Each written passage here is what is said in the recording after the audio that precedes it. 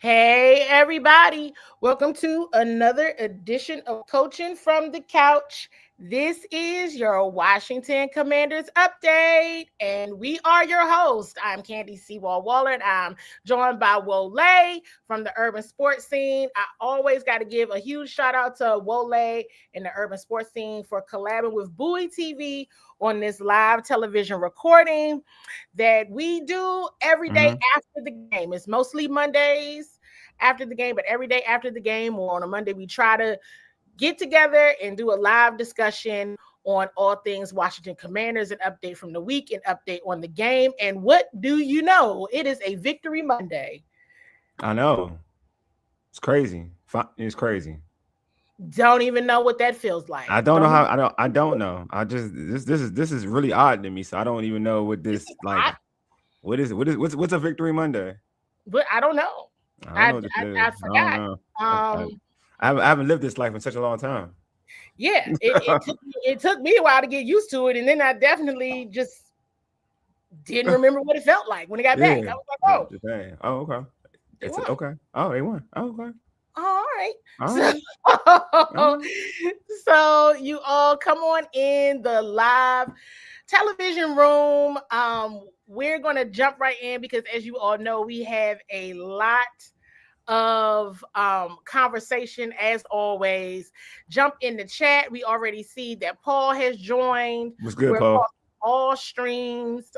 Make sure you are liking this episode and sharing it with your Washington Commanders loving family and friends. Make sure you're subscribed to both Bowie TV and the urban sports scene. We're on all platforms.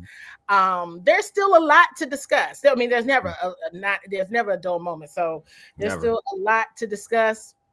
And we're going to jump right on in because, again, it's a lot to discuss. So we might as well get right into it with what's your one word. And it is, what is your one word to describe how you felt after the Washington Commanders defeated the Giants, therefore resulting in a sweep of the New York Giants on the season? How did you feel? What was your one word, Wole? I'm going to be positive. I'm going to say finally. Okay. It's good. Yeah, that's a good word. Yeah, I'm being positive because everybody knows. I mean, I was all about draft picks. I'm opposite from players. I'm a fan, so I don't care. So, but yeah, I'll say finally. So there was some. I'll say finally. Finally, I see some other ones too. I think Paul was kind of like whoop-de-doo. I think there's others that say they were happy. And the others who said finally, like you said, I was relieved. I was relieved. That was my one word. I like that. Relieved. I like that. It was some relief. Because it's not fun. Losing really stinks. For all parties involved. It is that's just not a good space. And it's never good. I try to explain this to everybody. Listen, winning is good for everyone. When you say that, well, like, I mean, for business, even from a business perspective. Oh yeah, your winning is good. Like last year was amazing. Oh my goodness, right? Last year was amazing. I'm not going to hold you. Last year was amazing. Like for popularity, I feel like all like content creators, any space you're in as a reporter, I feel like when they win, everything goes up. Like exposure is up, everything is up. But because even in that process, if you're doing a process, if it's a winning season and when you do catch an L, even that gives you a lot of feedback and a lot of attention. So, but when you're just constantly losing, you don't have people don't want to see the product, right? Whatever you're covering, they don't want to go and hear about losing unless they all want to vent about losing. That's the only thing. But yeah, when you're winning, like lack of a better term, everything is lit. Everything is lit. So and it feels right. It feels good. It doesn't feel bad, right? And it's good for business. Yeah. Everybody's business. You are so right, Wole. That's why I was like, I don't think people understand. Losing isn't what. I can speak for myself, and Wole, you're saying it as well. I know it may come off that maybe sometimes that feels like media or people want the team to lose. No, Well, at least I don't. And you Well, know some that people Wole do. does it. Some No folks way. like I would say that Some some people, folks do. right? Some folks do. Mhm. You're right though. You're right though, I, Candy. yeah, yeah. I mean, I don't want to acknowledge that. Mm-hmm. That's not this space, and so that's why, Yes. like Paul, your comment actually win or lose, y'all content is truth, and that makes it the best. Thank you, Paul. Thank Mm. you. Paul's dope. But Paul's dope, last year man. was lit. Now I had experienced it the year prior, right, with the Baltimore Ravens, with the Karita. I was like, yo, winning It's is different. good for business. It is. And It's so it different. was a treat last year with the Commanders and the Ravens, and we're feeling it also this year with the Commanders and the Yeah. Ravens. Funny enough, this weekend was the first weekend. It took for week to week Above. 15 for both of Yeah. those teams to actually win That's in the true. same week. That's That's insane. true. That's wild. It's wild. And then the That's Wizards wild. had the nerve to win too. So that's another topic. But I'm just Mhm. saying, winning is good. No, winning No, is like again, winning is really good. Like no one, I don't care who you are, no one wants to be in a situation where you're speaking about a team and you have to have this divisiveness, right? Because mhm. we all want this team to win and whatnot. So when you're losing, then people pick sides, like what's wrong with the team. There's this little banner of like, yeah, we're all losing, but we all looking for reasons why we're losing, right? We want something to blame. When you're winning, it's just a kumbaya moment. Yeah, there's always like a player or two or whatever that people want to complain about. But at the end of the day, like in terms of like it's about 90% everybody's on the same accord. Yep. Yep, and yep. So let's talk about a win, shall we? But before we Yes. even get into the game and all of that, I think the big news of the day was the announcement that Jayden Daniels will be shut down for the remainder of the season. There are 3 games left, uh, 2 against Philly, 1 against Dallas, Mm-hmm. all division. All division games. Jayden was not medically cleared for contact, so they said with the game schedule, all of those things, shut it down. My thoughts have always been, if he's healthy, play him. If he's not, don't. And that is what we've seen. One thing that I can commend about the situation, and will always continue to commend when it comes to Jayden Daniels, is he, as Dan Quinn shared in the press conference this afternoon, he Mm-hmm. wanted no parts of IR because he still wants to practice. So I would imagine if he's not cleared for contact, then he won't be participating in team drills. It will be limited Mm-hmm. in that regard. So, yeah, hey, I mean, for those that had concerns about the organization, as much as I and others were trying to assure people, this is not that. Mm-hmm. This is not that. Um, and whether you're trying to play spoiler or whatever the case may be, there's not going to be some newfound synergy or juice or vibe because they won, because they Mm-hmm. beat the Giants. It wasn't going to be that. If he's not cleared for contact, he's not That's cleared for contact. Is it? yeah. And I like the decision. I mean, personally, I like the decision. I know this is like my on Auburn and go everything. My man George, he is a big fan of him playing. But I'm like, if he isn't cleared to play this week, lets you know that like he ain't really healthy. And if you clear him for like next week just to clear him, right?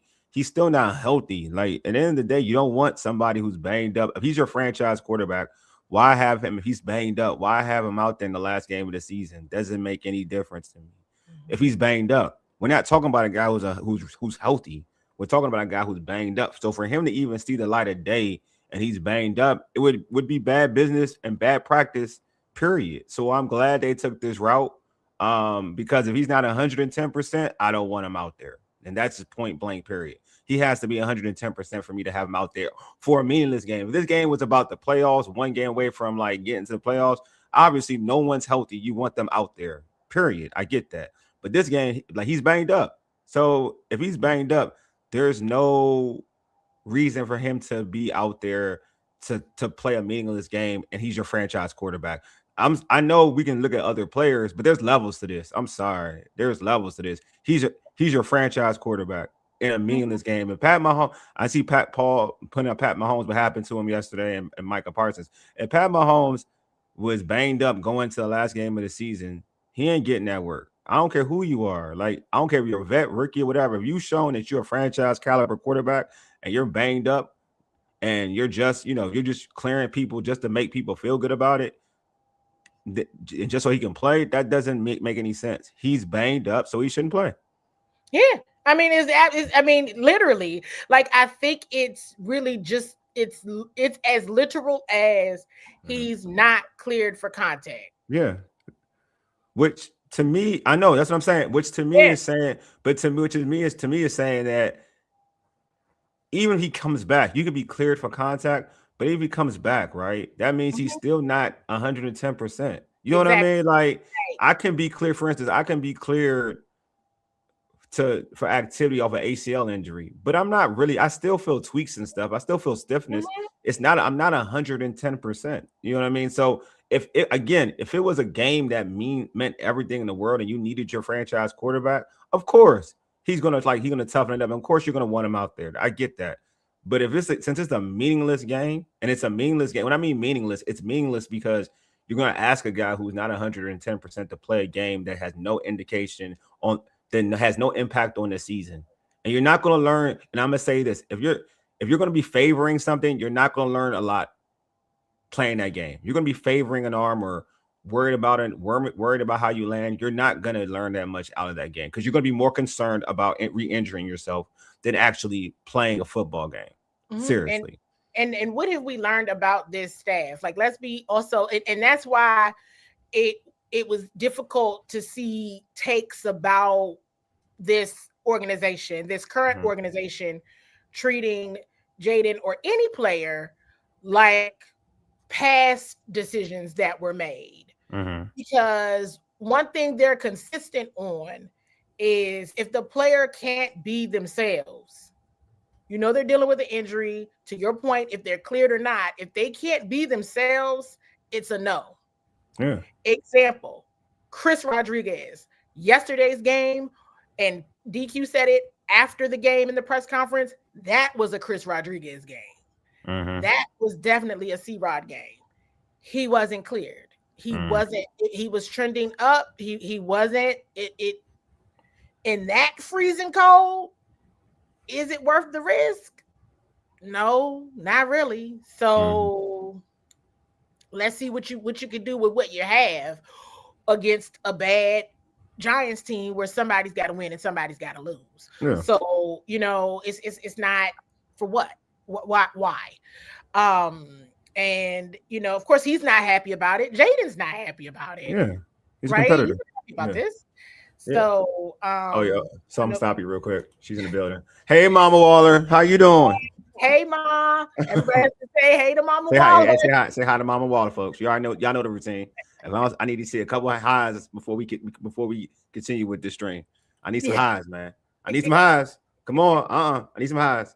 I need like one. Come on, need some highs. Y'all slow. I ain't stopping. There we go, Paul. Thank you, Paul. Here we go. Yes. This is what we're doing out here right now. We're doing this on a Monday.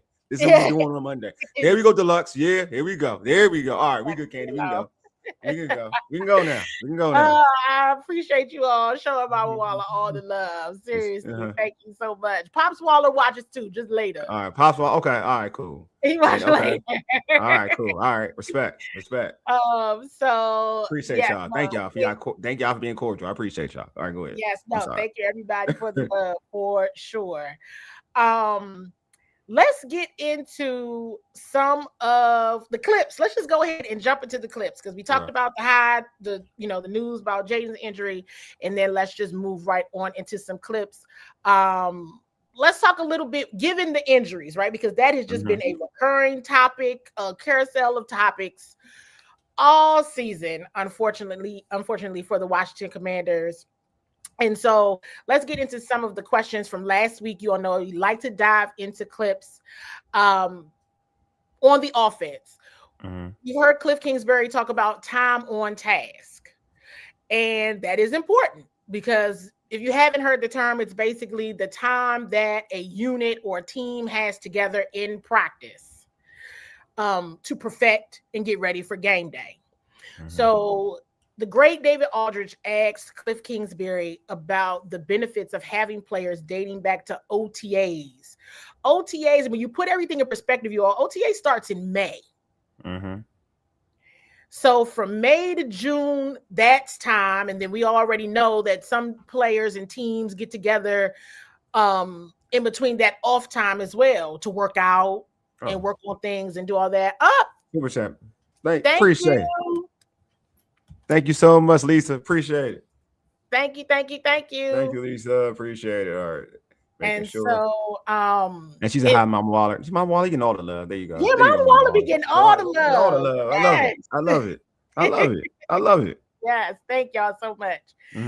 So, time on task matters. You got the time from May to June, right? And then, and that's just acclimating to one another, because things even as simple as movements or tendencies, nonverbals, all of that matters. And then you have the training camp time as well. So Cliff was asked about that last week. Let's jump into the clip. Cliff, getting back to the practices, for a veteran group, when you have a lot of guys coming back, what is the benefit of OTAs going into camp and just kind of getting a cadence and a rhythm with that group together? Yeah, I mean, obviously, I'm from the quarterback perspective, offensive-minded perspective, you know, as many of those on-the-field reps, the timing with receivers, the cadences with the O-line, the mesh points for the running backs, as much as that as you can get prior to your first game, and then as much as you can get in season, I think is paramount to playing good football and good offensive football. And I thought, you know, last year we were able to stay healthy in some positions, and especially at Jaden, just day after day after day, working at his craft, practicing, getting better, and we just weren't able to have the consistency or the amount of practice reps that we would have liked. I think that's just a hard truth. Now, I mean, I definitely have my other thoughts that we can get into, like after the season is officially over, on just being able to regroup because injuries happen. But I think, you know, the Washington Commanders were just tremendously blessed last season with minimal to low injuries. Basically no injuries for real. No, basically no injuries. And so they were together all the time, in between time. If you all recall, it was just last year. Remember, there were stories upon stories about Jaden in the offense practicing after practice, practicing before practice. They were together so much on field outside of practice time to just work. And when you're injured, you just don't have that. And they just didn't have it. They didn't have that. And I'll pause there. Well, if you have any other, it just has illuminated itself how important that time on task was for this staff and this personnel group. Yeah, it has, because I mean, obviously they haven't been in sync throughout the season, and there's a lot, right? There's missing parts. They had great chemistry last year. Guys who didn't return. They may not. The other guys may not. Well, one, I think Zacchaeus has been pretty decent in Chicago, but like De'Ami Brown hasn't really panned out in Jacksonville. Like, right. But he's dealing with injuries over there in Jacksonville too. But you know, missing guys like that who were very impactful in your run last season. I know a lot of people they'll look at those individuals and say, "Well, man, they ain't really missing nothing. You got production from Debo, production from other guys." But there's something about that chemistry, right? That you knew, like Jaden he had good connections with Zacchaeus. He had big catches with him, or like obviously down that stretch run, he had great connection with De'Ami Brown. Then also you looked at even like Jamison Crowder not being there. We remember the game winning touchdown against the Eagles with Jamison Crowder. So they're like players to me that more than just like, not more, but to add on to like what we saw at camp, and some guy like Terry not being in camp, and how that hindered some of the chemistry, and how it took a while for this offense to go, it hasn't really took a while. The offense really hasn't clicked thoroughly this whole season, consistently like we saw last year, but also missing parts with chemistry. Even I know a lot of people weren't a big fan of B-Rob, but B-Rob was a part of it too, right? He was part of that team. So there's a lot of missing parts, but guys who really help this team down the stretch run, then I feel like that can play a part to what we saw this season in terms of inconsistency and not seeing the production that we saw last season. Yeah, I mean, I think there's a comment there from Deluxe about last year. The injury was basically Jonathan Allen and Noah Brown. Yeah. When they picked up Marshawn via trade, Marshawn came injured. Yeah. And so he didn't play. You can't miss what you don't have. And so he did recovery up until through the bye. But they had that much depth where it wasn't like a rush or a push, right? They were able to do that and on defense. But we saw the impacts of not having continuity from last year's, receiver group, and then having to get used to just having to get used to a new group on offense, a new receiver group specifically on offense, and then the switch up between Jaylin and Marcus. That was a lot, and in a situation where, listen, Jaylin is not practicing you all because he is definitely injured. So all of that time on task really matters, and that time in recovery absolutely matters as well. And it's just an unfortunate hard truth of the Washington Commanders season. Whenever I, watch a broadcast after the game or see, the one thing the broadcast team always talks about is how this team has been decimated by injuries. Now, let's be clear. I don't necessarily think, even with the injuries, I still don't think the record should be what it is, honestly. But again, that's something more we could talk about after the season concludes. But yes, there absolutely have been a factor, and it was just going to be with this level of injuries, number of injuries to very key players at the quarterback position, in your wide receiver group, at your pass rush, in your secondary. It was just going to be basically what it is now. And they're, not making the playoffs and all that, having to manage that load of injuries on your team. Now, moving into a question that I had for Cliff Kingsbury last week. After the scoreless game against the Minnesota Vikings, I asked him about staying motivated. And then I have a question for you all after this clip. Hey there, Coach. So with what just happened, with Minnesota, how do you stay motivated to just kind of just coming back from that? Yeah, I think if you're a competitor, you should be more motivated than ever after a game like that. Scoring 0 points shouldn't happen in the NFL. And for us to go out there and do that, I think all of us are chomping at the bit to get back out there and show that that's not who we are. It's just, was a bad game. And I think that is the sentiment of the offense. And so I'm excited to see how we attack the rest of the week and attack Sunday. Yeah, that doesn't happen in the NFL. I was glad that Cliff Kingsbury acknowledged that publicly, that it's just 0 points. It just doesn't happen. Frequently it does happen, but it happened to them. But you get what I'm saying. So after their display against the Giants, I mean, I would like to ask, you Wole and folks in the chat, definitely drop that as well. What did you think of the offensive showing? I know what I think, but I will, defer to you all to say, just ask and Paul, what do you think about the offensive showing against the Giants? Personally, I like that they leaned on the run game. Marcus threw the ball for only completed 10 passes. I think 10 for 19 attempts. They leaned on that offensive line, an offensive line that I feel like should be featured a little bit more. It's gotten healthier, it's gotten better. So I think that they leaned on the strength of their team. I've said this before though. Like I said this even when Jaden was out there. They're really more of a run team. They were more of a run team last year. We all get fixated on the quarterback, but predominantly they do, when they have success, they run the football. That's why they win the time of possessions. That's why they got in fourth and short where they were able to win so many times on fourth down last year.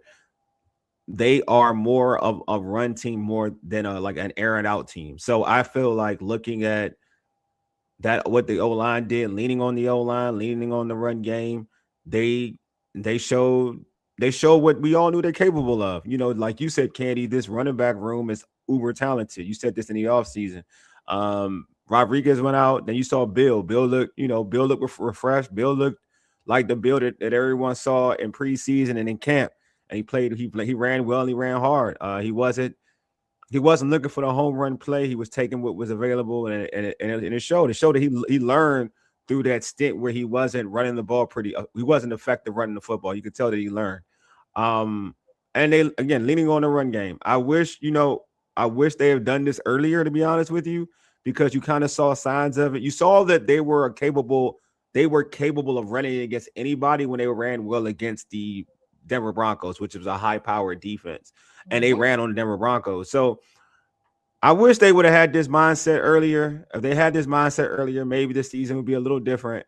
Not saying that it would be hella different, but it'd be a little different compared to where they are now, because I felt like at times they were putting too much on either Jayden's shoulders and Mariota's shoulders at times. If they just had this game plan, they would have been better off, because even the Kansas City game, if I go back to that game, I felt like they got pass happy in that game as well. So, but that's what came to mind. And when I watched this, I was like, all right, to me, it's like it's either Cliff Cannon had a come to Jesus moment, or somebody went to talk to him and say, okay, this is the game plan. This is what we need to do.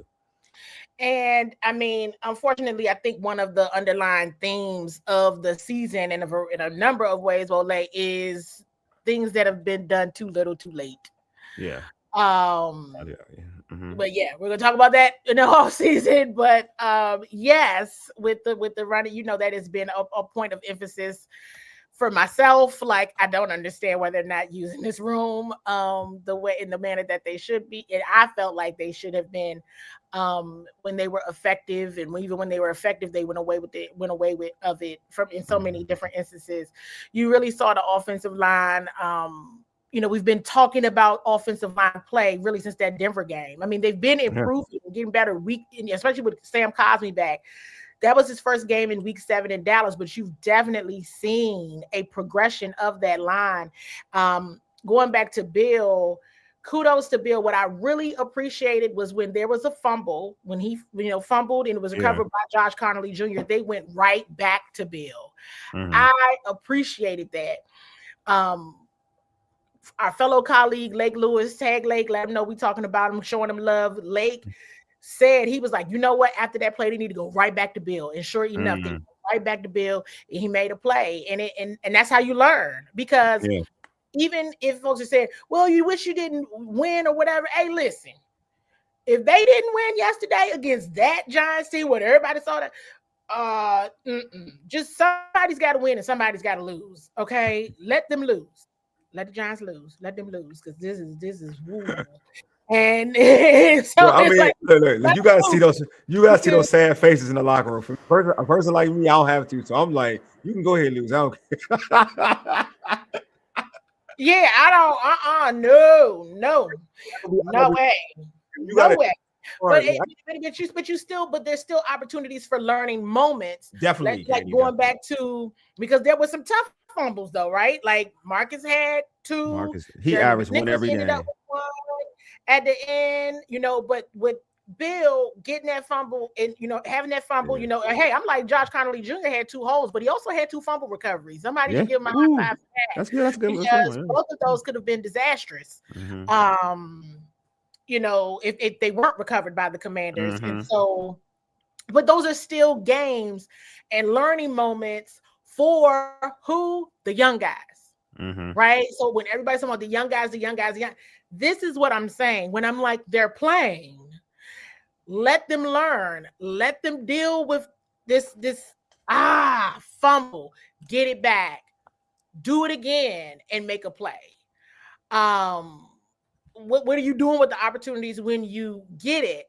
And so, yeah, I was proud of Bill. Really complimentary of Bill. As I have been all season, really complimentary of Josh Connolly Jr. And I just want to say, complimentary of the left side of the line. Laramie Tunsil had to go out twice yesterday, He's so good. shoulder injury, then came back in, then oblique, then had to go back out. You didn't see that offensive line skip a beat. So when you talk about depth and I've been using the offensive line as a we go back to what's my favorite thing.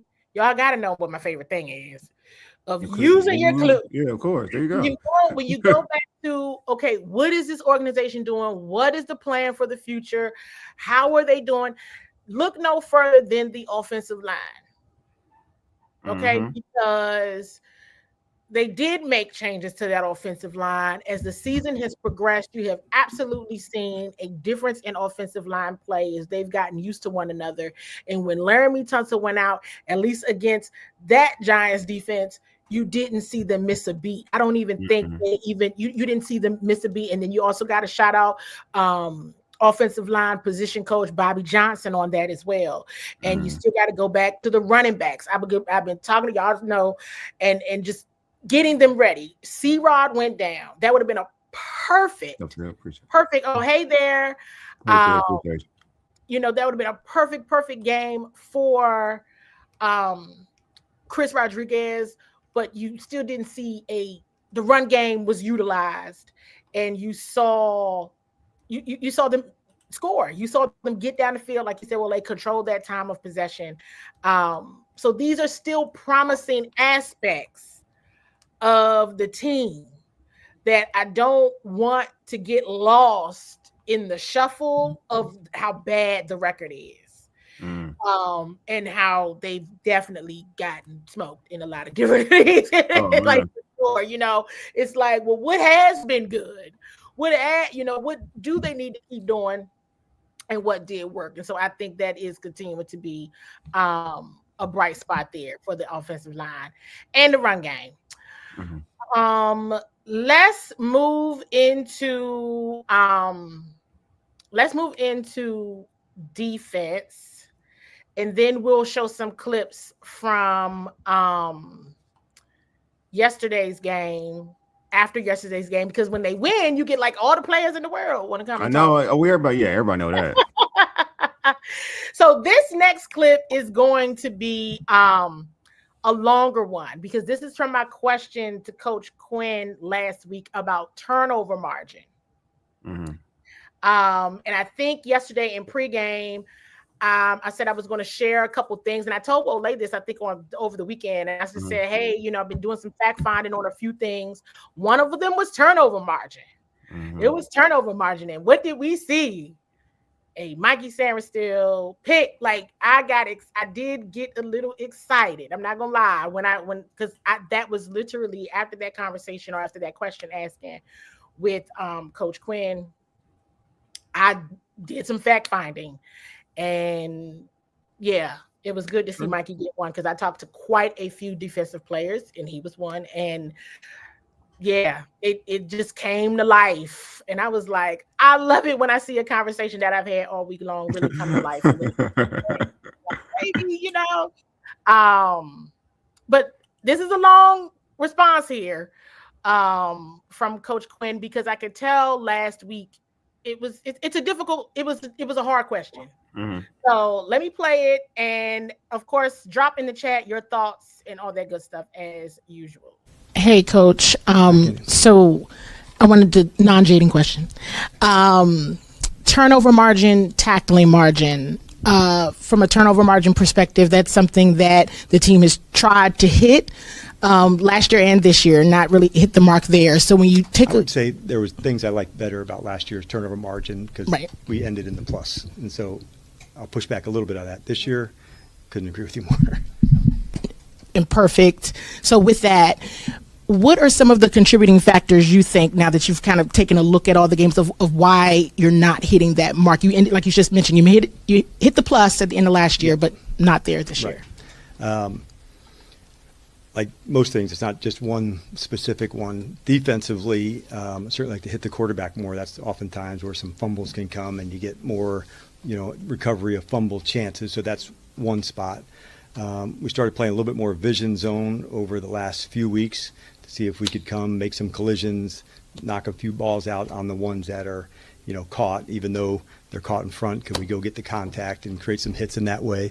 And then when you have vision on the quarterback, oftentimes you can have, see the throw, break on it better. So we've worked on that. It didn't come to fruition in last week's game. I felt we had a couple of chances to do that. We missed one. I thought, a couple ones towards the sideline. Can you go make your plays?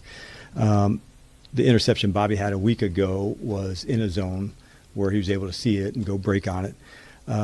Offensively, it's been a number of things. There's been fumbles and interceptions, obviously. So the fumbles are the ones easiest to say, okay, what was the cause? Where was the player coming from? How did we have ball security? Was it tight enough? And then from the interceptions, you want to look at it to say, was the read there? Was something forced? Was there a tip ball? Those are the things that I generally look at. And so you could have a quarterback maybe has 10 on the year and say, okay, that seems high. And then all of a sudden this tip, like where they weren't necessarily onto him. So those are a little more specific. As far as us going into that spot, like I was talking about earlier with Jaden, I thought he's been somebody who's been proven a good decision maker with the ball. And I think we'll continue to see that from him. But creating them is the best way to get in the plus. Because you don't want to rely on just, hey, we got great ball security, but we're not taking out any money. You'll stay around the lower number. So the more you get, the better your chances are to go in the plus. And that part for us not making them or missing the chances at it, that's a big deal. Very big deal. And so I started asking a bunch of questions about it. And what do you know? Right? Because some of the conversations that I've had, and I'm mentioning Mikey because of the play he made. Yeah, of course. But I talked to several people about that very thing, and I was very open and honest about, hey, I asked Coach this, and some of them I let him listen to the question, listen to his response, of what he said. And as you can see, it was a long answer, and it's a hard question. And so it for me, it comes down to what I learned, right? Some of it is exactly what he said, right? It's be more intentional, creating them, finding those opportunities, taking those opportunities, using that intellect, using that instinct, as well as I just feel like if you do them more intentionally in practice, it comes forward in the game anyway. But I would also mention that Mikey in shifting back to the position of what he did last year, or where he was at last year, helped, and is helping him, it seems like. So it was a hot topic for me, just wanting to know why it hadn't happened. Like what was going on. I mean, we know the giveaways. And so I also want to acknowledge with Coach saying they ended in the plus. So, and which they did. At the end of the season, they ended in the plus in terms, it's 1. So it's the net difference. Okay, here comes the notebook. Here comes the notebook, everybody. And I just saw somebody say is use your clues Monday. So the number is it's takeaways and then giveaways. So that's why you heard Coach Quinn talk about the takeaways and creating those opportunities, as well as protecting the football, right? And not turning the ball over, which we do know Jaden was very good with that last season, right? Remember there was like that stretch of like no turnovers. Yeah. And so that matters. And so what you take is the takeaways, then the giveaways, and the net difference between the two. So at the end of last season, the Commanders, yes, they ended in the positive, but they ended at 1. And then, the end of the postseason, they ended at 2. I know that the turnover goal is 3. So in my mind, I'm like, okay, well, that's why I asked the question, like you didn't hit an average of 3 over the season, but because your goal is 3. Now, when you look at the numbers across the league, a goal of 3 is not unheard of. It's actually pretty low because some teams, they're just creating havoc and they're doing a better job of, protecting the football. Now, what's interesting is I think the Commanders had like 4 fumbles yesterday. So like Bill fumbled, but he got the ball back. They got the ball back, but yeah. Right, exactly. Mm-hmm. So, yes, Bill fumbled yesterday. Mhm. Marcus fumbled twice. Yeah. Bill fumbled once. They recovered. Marcus fumbled twice. One they didn't recover. The other, Josh Connolly, recovered. Jeremy McNichols fumbled. So there was Mhm. 4 fumbles.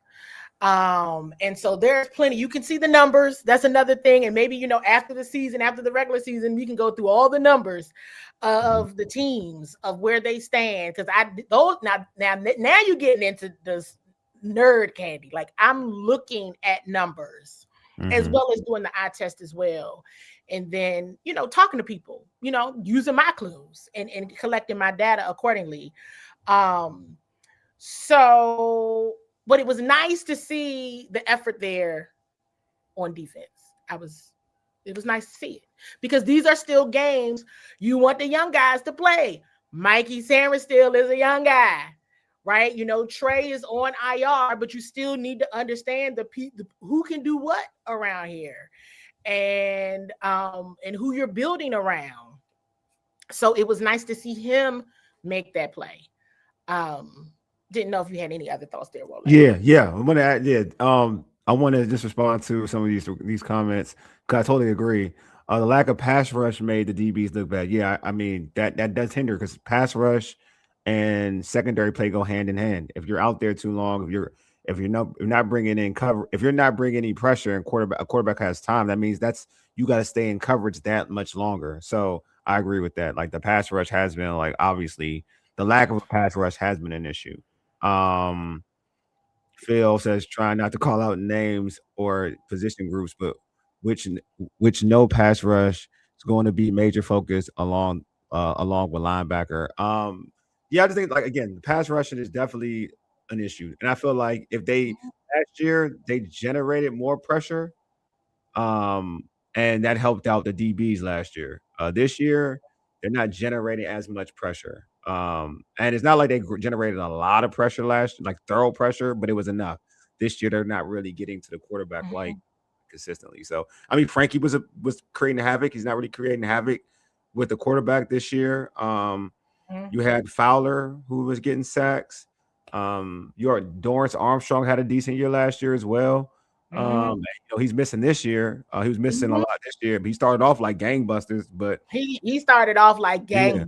Yeah. He was, because when he got hurt in the Dallas game, he was at 5.5 sacks. Yeah. Okay. Yeah, exactly. Then you got, I always tell people the pass rush is on IR. Mm-hmm. Yeah. Dietrich, Dorrance, Javonte, because Javonte was playing well, and then he tore his pec week 4. Mm-hmm. So Dietrich got hurt week 2, Javonte week 4, Dorrance actually week 6 against the Bears and was in and out, and then he played like 2 snaps in Dallas, and that was it. And so when he officially left the building, went to IR, the pass rush went with it. Now you've seen, Jacob Martin try to make some plays, and don't look now, everybody. Don't look now, but Von Miller is leading the team in sacks. Okay, Von. I ain't gonna lie, he's sneaking up on me. Von got like 6 sacks, 6 or 7 sacks. 7 sacks now. He has 7 sacks now. Don't listen. Crazy. So 36-year-old Von Miller, don't be talking about the old people, because he's got 7 sacks on the season with 3 games to go, and he's not sitting on the bench. He's like, "Hey, we going outside. We go play." He definitely motivated. Phil W says, "Is Armstrong back next year?" He's in contract, right? Armstrong will be back. Yeah. I believe so. And we're gonna get into some of this conversation around people who want to come back and all of that. Too. But it's just, it's hard when the people are on IR. It is so difficult when they on injured reserve, and it's just difficult when they're on injured reserve. And we got spoiled, didn't we?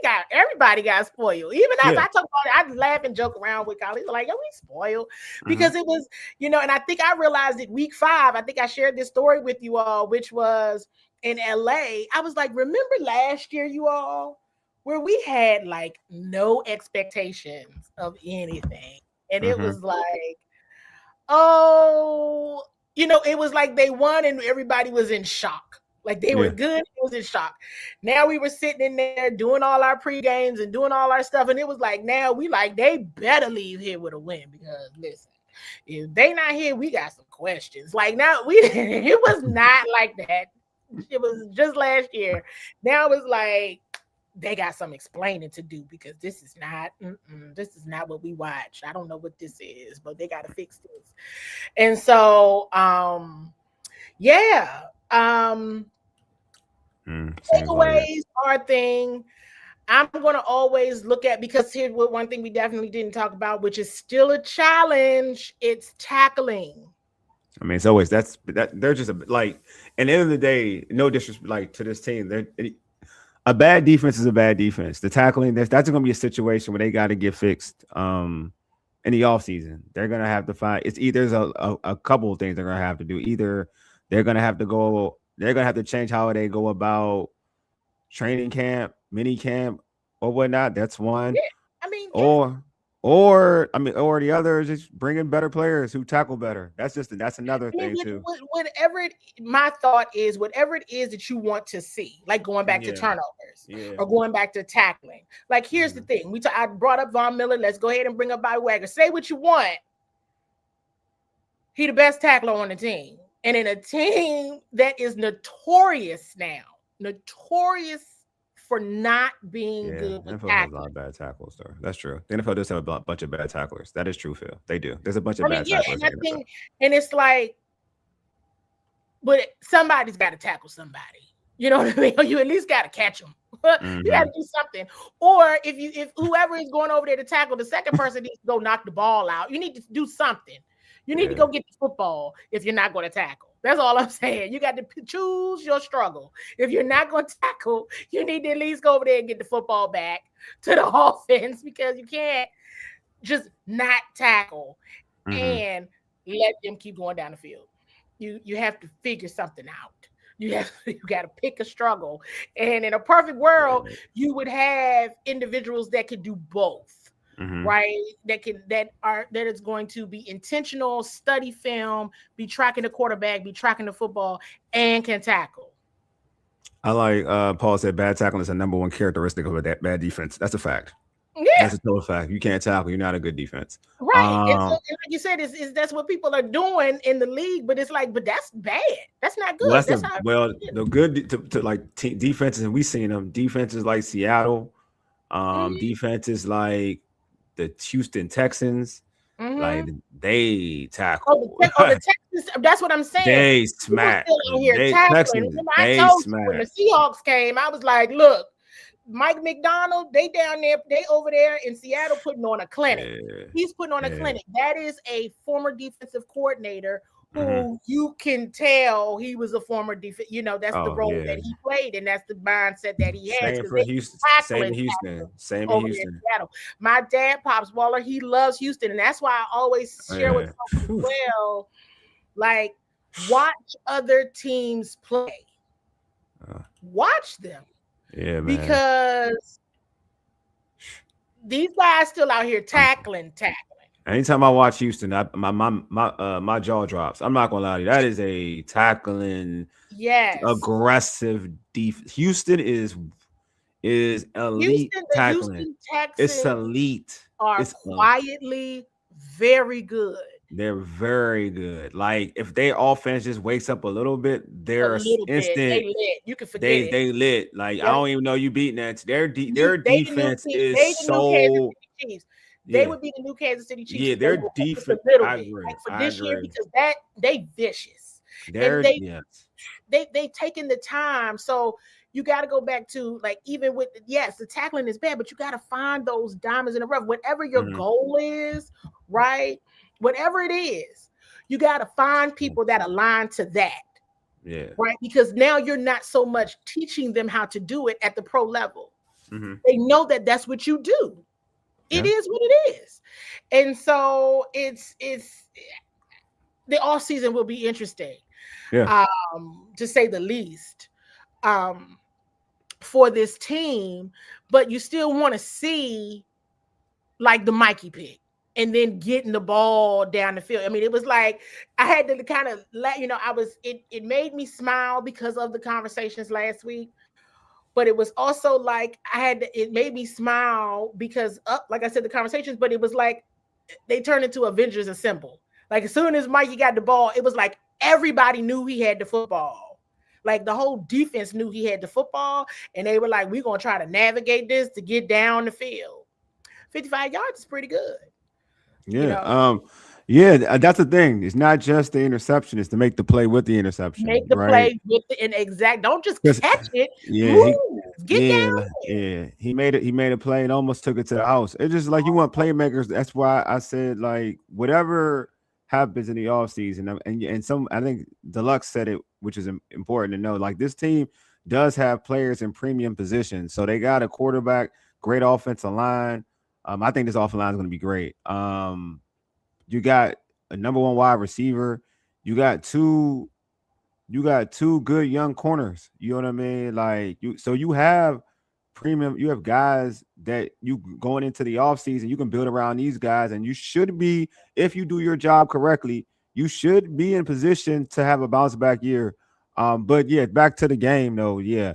I thought, and I just went like the young guys showed out a lot in this game. It's not just, Mikey showed out. You got Jaylin Lane showed out, Bill showed out. This was a game that I think like is impacted more about the young dudes. So I want to ask you, like, for this game, I got the young dudes, but what was your takeaway message, and what element helped this team win the game the most to you? Like what element? Complimentary football. Okay. They haven't done it all season. Gotcha. That complimentary football, because we saw, and you got to give some credit to the older. You got to give credit to Von Miller. Bobby Wagner had a huge stop on a third down, and when they got the ball, when they had to punt, when the Giants punted, that's when Jaylin Lane scored that touchdown. Jaylin Lane is a punt returner. That is his skill set. Yes, he can bring, hopefully some flair to the wide receiver group, but he is a punt returner. What he accomplished yesterday, nobody has done it since Brian Mitchell in 1994. Okay. So to that point, you see the pieces, and that's what I'm trying to get everybody to understand. Like they're playing. They got to make plays. Because you saw Von Miller with a sack, got him off the field. You saw Bobby Wagner with a huge tackle, got him off the field. Jaylin comes back, scores. Then with Mikey's pick, they scored. Now they didn't score a touchdown, which we can get into that because I definitely feel some type of way about the, hey, I'm still like, hey, at halftime, this thing should have been like 30-0 or 30-7. In a perfect world, it should have been 30-7. Really, seriously, everybody. But at any rate, it was the complimentary football. The defense made a stop. The offense scored. And we saw so many times this year that even with a bad defense, the offense didn't maximize the opportunities to score. And that's where my challenge has been, like, since week 7 from an offense perspective. I asked Coach Quinn, let's play both of these clips. And then I want to get into some things with the game yesterday that I think are important. Let's get into I asked Coach Quinn last week about Tell the Truth Monday so that I could understand a little bit more about it, because even for me, I always thought about it in terms of like feedback to players, but I always want to make sure the staff was there too. And then today I asked him a question about his conversations with Cliff Kingsbury, because all of this is fact finding. These are questions. It's always a method to what I do, as you all know. So let me play these clips. Hey, Coach, I know early in the week you always talk about Tell the Truth Monday. And so when you have Tell the Truth Monday, is it with the players and your staff? Yes. Okay, so then my second question is, so what does that kind of look like in terms of the feedback you provide with your staff? Yeah, two ways. First one's I do one with the staff on us, kind of an after action of, like in every game, what we liked, what we didn't, what matchups we liked. And you want to go through that because although a team may change or opponent, there could be play caller that you go back. So I find myself using, the after actions from seasons or years before on different play callers. I think there's an important coaching element to it first, Candi, and then performance-wise. So when you get, to Sunday, it's not like players, coaches, just the team then. And so everyone there is responsible for everything, and how do you elevate? And so I challenged us to say, what parts can we do better and find our way to make our mark. But yeah, it's good to do everybody together, and that way it's never this fault, it's collectively, and it's provided dividends because you have to show the lessons, and if you don't talk about them, you're kind of just bullshitting yourself if you don't say it, but you do have to show it. Coach gonna throw a cuss word in, especially I know, man. He don't play. Hey, especially jeez. and hey, Sam, we gonna definitely Damn, Coach. Damn. Question I ask, he gonna know what I'm. Hey, you can say that. If you guys are just tuning in, right? If you guys are just tuning in, you are watching a Bowie Television Urban Sports Scene collab. This is from the Culture from the Couch series, Washington Commanders Update. I'm your host, CWall Waller. I'm here with Wole.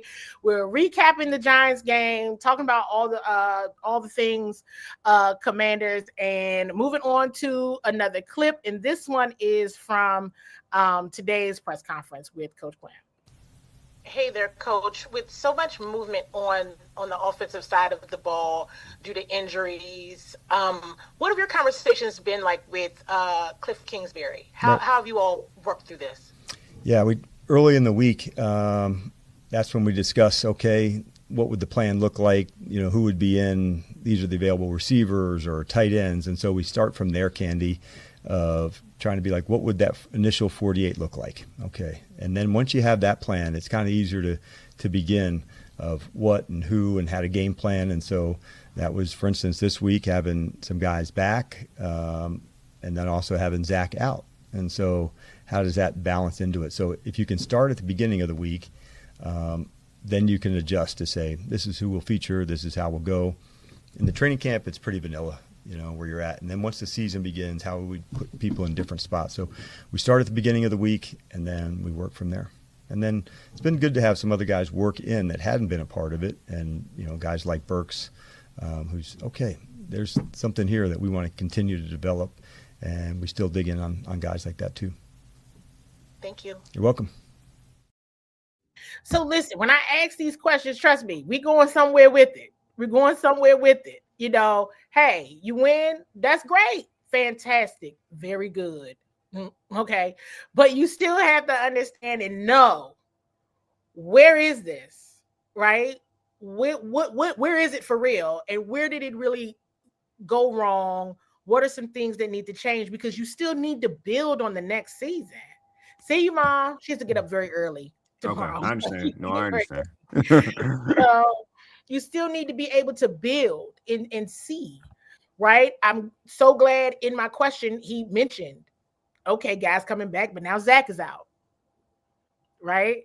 Mm-hmm. You saw a bit more John Bates. You saw a bit more Ben Sinnott. I'm like, trust me, it's coming. People are going to see. You know what I mean? You're going to see it.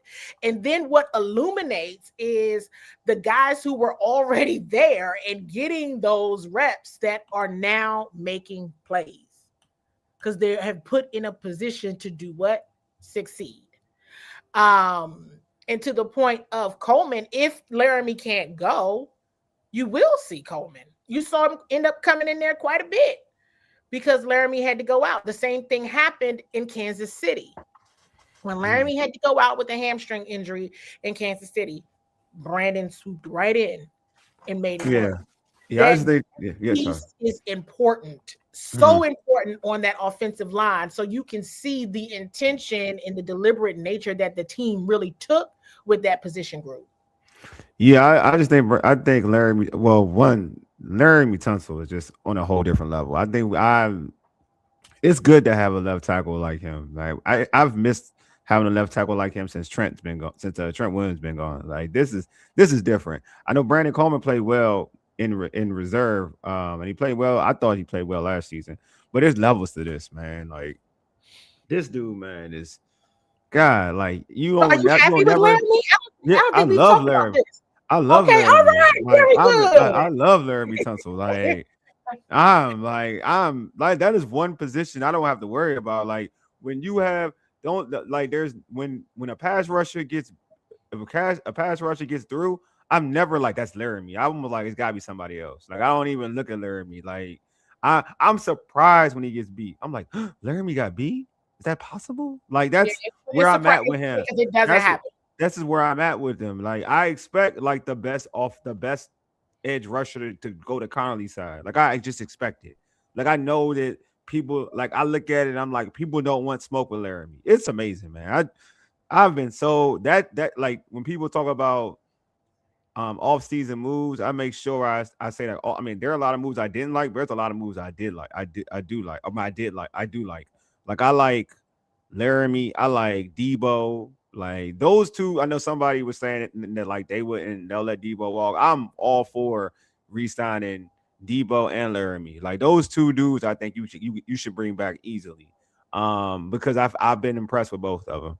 So yeah, but Laramie, oh yeah, that's a bookend. So that to me, he makes the line special for next season. Like because you're going to get Cosme back. I mean, you have Cosme, but you're going to get the real Cosme next season. Like the real 100% Cosme. Connolly's gotten better towards the end of the year, which I think that's most important. I'd rather have a guy kind of figure it out towards the end than in the beginning. Like I like that he's grown and's gotten better. That means there's progression. That means he's learning. He's been baptized by fire, and it's a good way. So I just think as a whole, this offensive line going into next season could be really special. So yeah, but Laramie, yeah, chef's kiss, man. Laramie gets all the flowers for me. Very good, because I know that was kind of like we don't know, but I was like, I think you're gonna be You lit. pay him. I don't worry about no money. You pay him. I don't No, care what the they money is. got it. They got money. I like Brandon. Anybody who knows, I like Brandon Coleman. I like him more than Oh, yeah, this I is think no. Actually, I like Brandon Coleman more than I Yeah. like Connolly, and it's not a knock on Connolly. That's how high I thought. That's how well I thought Brandon Coleman played last year. To be honest with you, when he got hurt, then you saw his play slip a little bit. But I felt when he was healthy, he was really good. But I also like Connolly. I like all the offensive linemen they put out there. So I'm paying, but Laramie's just different. I'm paying Laramie what he want. Like I'm damn near going to give Laramie a blank check. That's how much I like Laramie. I'm damn near going to give him a blank check. Yeah, I won't even lie to y'all. He's been, I mean, hey, that position group. And when you think about it, as the season has gone on, right? Again, in a perfect world, the season had gone perfectly with, injuries not as much as they have been. Maybe the, record looks a lot different. And this is when that kind of offensive line gets busy. Yeah. Right? Because it's December football. Yeah. So, it's unfortunate, but hey, I think this is how the organization is focused in the right places. Mm-hmm. Right? And they're trying to focus. Things are happening. I want to play this clip and this is me going back a little bit, but I think it's important. When Coach Quinn was asked about Jordan McGee, I think this is important, and then we'll get into some clips from after yesterday's game, because some of these clips are talking about things that I think are very important. We may not get to all of them. It's up to you, Wole, but go for it. Do you? Because I know people have been asking about linebacker, and I know my opinion is always very different. From most, I think, or from others on this topic, but this still goes to trust that, hey, they're trying to see what they have. Yeah. Here, because things aren't going to last forever. So I do want to play this clip. Jordan, been playing a lot more lately. He's talked about possibly, being maybe a Mike down the road. How can you, if that's something he might be playing down the road, how do you assess that now, and how do you get him ready for possibly that role? What do you see in him that could be in that role? Yeah, it's a good question, John. The ways that you try to do it, and when a player's out at the position, then you, in the practice-wise, so for Wags being out for a couple of days, he played all of that spot. And so the experience, the calling it, the communication, so you kind of get these spaces and windows when that happens, and so that's what we did with him. He would be somebody that would be able to do that for sure. Newton, what have you seen from him lately? Are you seeing what you'd hope to see? Yeah, I think what I want to see, especially over these 4 games, him really working on the edge, and that's kind of where I think he's at his best, John. Where he can penetrate and be aggressive. But yeah, I thought he has developed, certainly from where camp is to where he is today, and I think we'll see that over these next 4 as well. I feel his quickness back and his speed back. So I think that's a very important point. One of the outliers of this season is with Frankie, I think, in my opinion, because there was a difference, right? Almost very similar to the difference with Mikey. But there was a difference with Frankie, and I'm I would want to dig a little bit more in, well, what was so different from last year to this year? Because you figure I'm just a person that doesn't let things go after one bad season. I need to get into the data. Now, if you got me 2 bad seasons, and I got to be like, okay. But it's such a vast difference for me, even on the eye test. And when I'm even looking at it from a numerical perspective, that I'm like, is it similar when I say to Mikey, is it a difference in scheme that made this go differently for that particular player? For Frankie Louvu? Frankie Louvu, yes. And how he was played, because it's a vast difference. A vast difference from last year to this, in my opinion, from what I've seen. No, definitely a difference. Yeah, it's definitely a difference. Now, even from a numerical perspective, this defense, though not the best, right? The way, and I think they showed the numbers on the broadcast, the way they've improved with less starter personnel since week 11. Yeah, they've been better. It's crazy. Like, they were like at the bottom of many,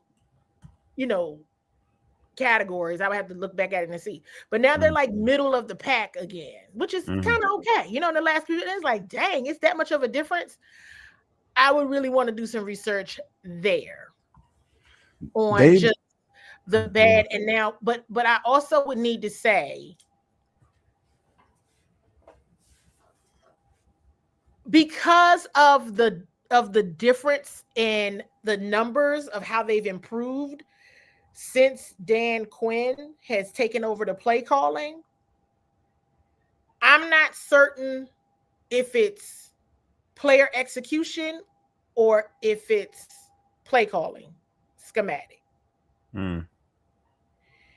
And just in those last 3 weeks, I'm like, it would lend itself to, this is more schematic. You dealing with schematic. I mean, and of course injuries, but it's because we had a whole season of not Dan Quinn calling the plays last year. Yeah. And so it lends, the numbers lend itself to say a better play caller would get you a better result with less starter personnel, which is insane in some of those categories. Because what we're saying then is, right, from weeks 1 through 10, you were in some of these areas, and we can probably get into a little bit more on that in a future episode, because you had more starters. You had other people there, like your pass rush. So how in the world did you end up getting better in some areas when there was basically virtually no pass rush? So better scheme creates a different situation. And we're going to get into the numbers and really break that down of what the numbers are saying in that way, because then that would go against what the eye test is telling us. That would go completely against it. Like, well, because if you take some of these numbers along with the eye test, you could be like, wait a minute now, how you better in these areas with less personnel? It's very intriguing, but hold on to that nugget, because I'm definitely going to get into that for sure. Because it's a huge, very important point in terms of who calls do you have a player issue or a coordinator issue? It's a little bit of both, though. I think it's a little bit of both. It's definitely a little bit of both. But when you look at the number, it's like, how'd you get better in these areas with less personnel? I mean, the other one was, the other one was bad. I mean, I'm not gonna like sugarcoat it. And Dan Quinn is a better coach than the other individual. That's just what it is, and that's just what I mean. I think we all can see that. That's nothing to make it. That's no one's. It's obvious. It's one of the obvious things you can see.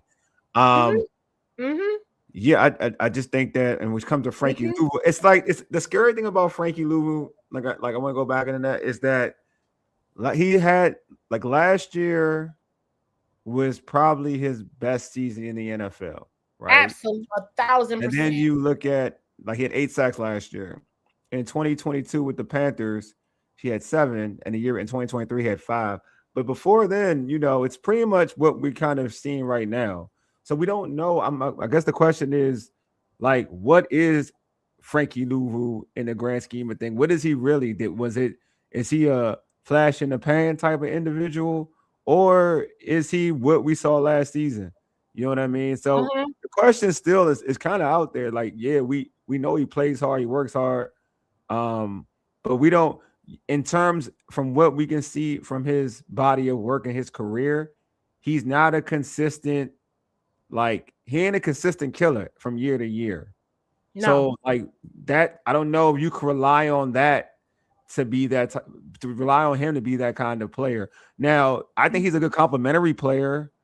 I think that's what he should be, but he shouldn't be valued as like your best defender or anything like that. Because if that's the case, then you're in a situation that we're dealing with now, which is our defense is bad. He needs to be a complementary piece. I think he was a complementary piece, then we would see the same Frankie Louvu. That player would be more consistent. Last season he played a little bit above himself. To be real with you, from what the data shows, he played above himself.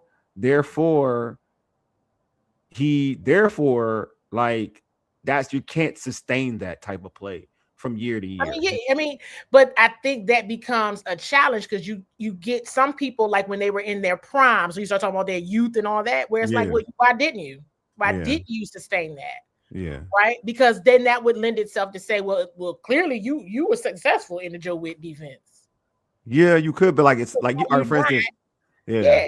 I know when I asked early in the season, so it was like, well, he's being played differently because he had such a good season. Yeah, of course. Yeah.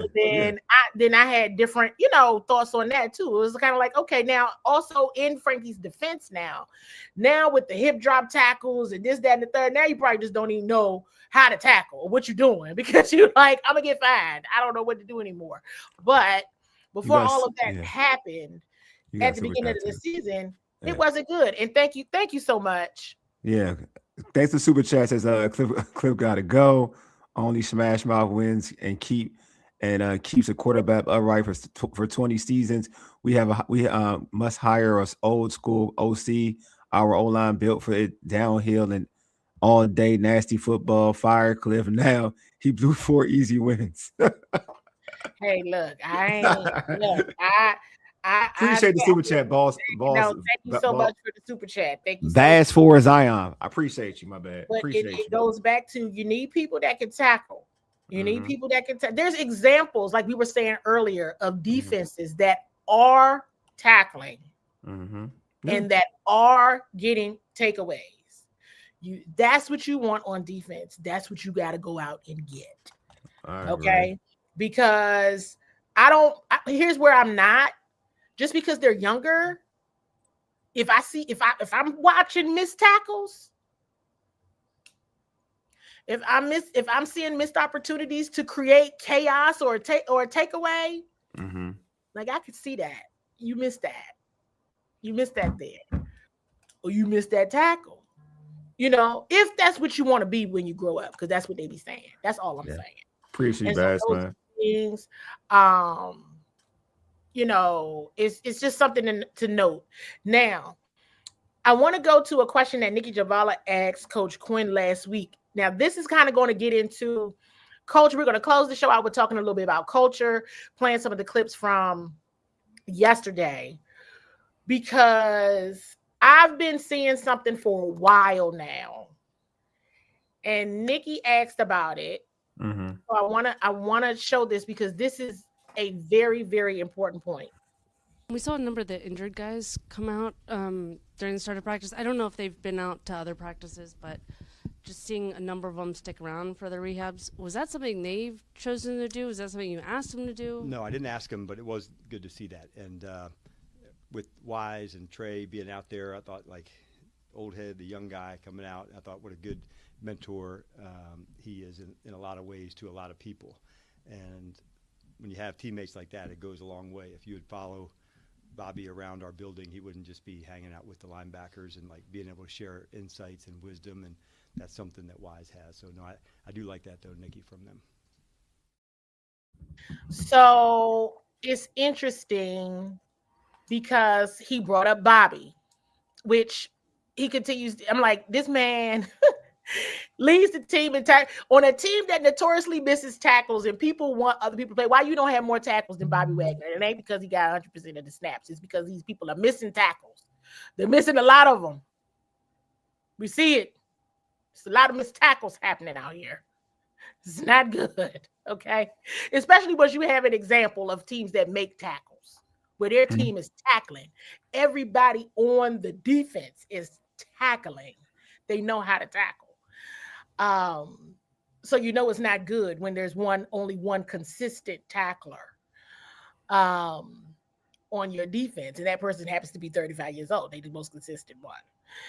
And he mentions Bobby. He mentions, Nikki asking about the injured players, and he's talking about Dietrich had brought Trey outside to practice on Friday. And am I in the building every single day, all day? No. But am I in the building? Absolutely. Right. We're there 4 to 5 times a week. We're there for a couple hours at the time in terms of interfacing with the team. What is it? 15 to 20 minutes outside, then another 30 to 45 minutes in the locker room on those 4 to 5 days that we're with the team each week. And I must say that there's definitely some dogs around. But when you get to a space where people actually want to be in the building, even when they're injured, this is different. And I think last week, maybe Sam Cosmi was on JP Finlay's radio show, or he called in, or he was on there, and he made it very clear that despite the record, this building, what they're doing, what is happening here, it doesn't feel anything like it has in the past when they've had losing seasons.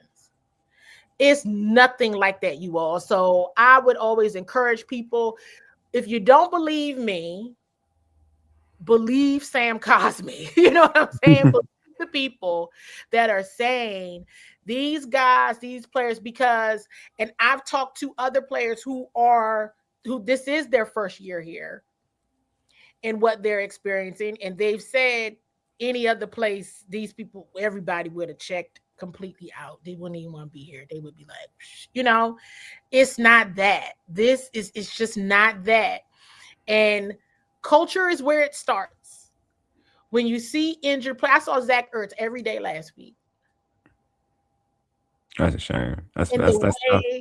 And the way that his teammates treat him, even one time when he was walking around, and I think I was interviewing Frankie, and he was like, ooh, Candi, Zach coming.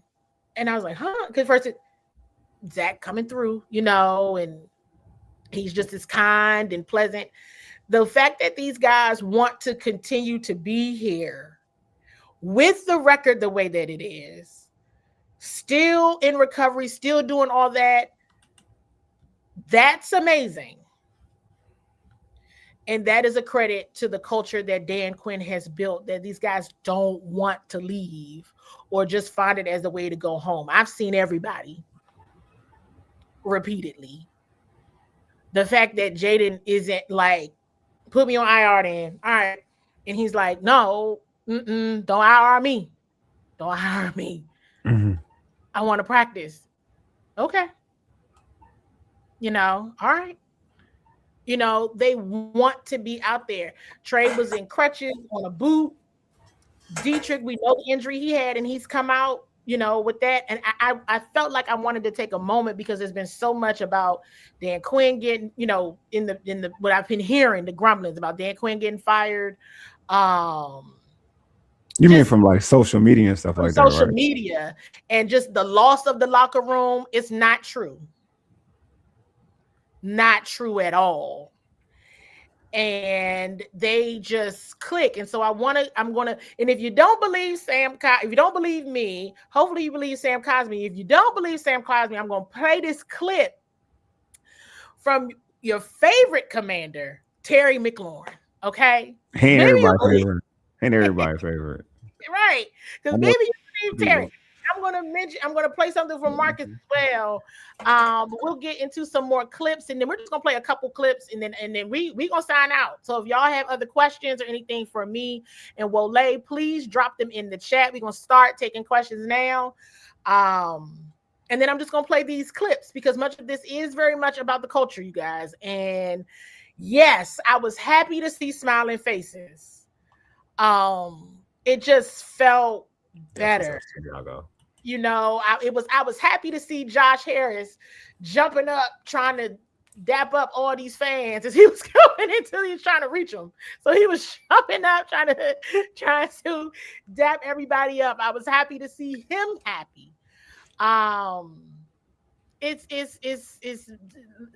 losing sucks. So here's this clip from Terry for the Eagles. Terry, what does it say about your teammates and the culture here in order to come up here and get a win like this, considering that it wasn't a whole lot to play for as far as playoffs or something like that? Yeah, I mean, I think we hold each other accountable to that. Like, we get 17 games for a reason. And, you know, if you're in a position to continue to fight, then you need to do that. You know what I mean? We got nobody in that locker room that's going to lay down. You know what I mean? It's just good to come out here as a team and get a team win. You know, you forget what that feeling is like when you've been on a losing streak like we have. But when you come in here and you get a win in a tough place to win, I played here a lot of times, and it always comes down to the fourth quarter.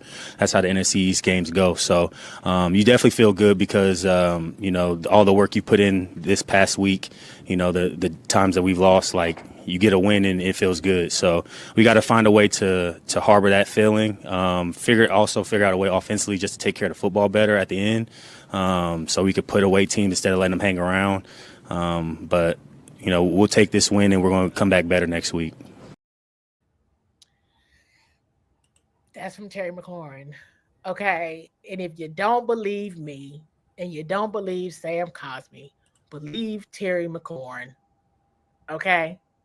He means what he's saying. Like I believe in Terry, but a lot of folks, you know, well, that's a whole different topic. I'm not going to get into that. But a lot of folks have kind of like been kind of, you know, because of the contracts that they've been hating on Terry, put it that way. Oh, I don't know why. Because especially after yesterday, I said, now who's going to come and save him? Terry McLaurin. He's got to save him.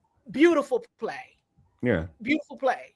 And a result of them not tackling Terry. Oh, you just gonna bump up against Terry and think you just thought he was gonna fall down on the ground. No, Terry's gonna stay up. That quad is doing all right. Oh, he looking healthy. Touchdown. He looking good. He looking like 17. He looking like real 17. So that's why I'm like this. Hey, this isn't draft pick season for these guys. They playing football. Players are players. You know what I mean? Players gonna play. Players gonna play. You cannot expect them not to. They don't care about anybody's draft position. The Jets fired their defensive coordinator today. What did I post? A high draft pick gets you fired, is what I posted. I mean, bad coaching. Well, bad coaching gets you fired. But if you in a high draft pick, you're gonna get fired. That's why I try to tell people you're not. Well, yeah, when you a bad team, when you know you're gonna get fired. You know what I'm saying? Yeah, the Jets in a bad situation. Aaron Glenn don't know what he's doing, but that's a whole different. Again, but guess what? And he still fired somebody. Yeah, they had to fire. Yeah, you got to. You got to. You got to now. So it's like, you know, if you don't believe me, believe Terry.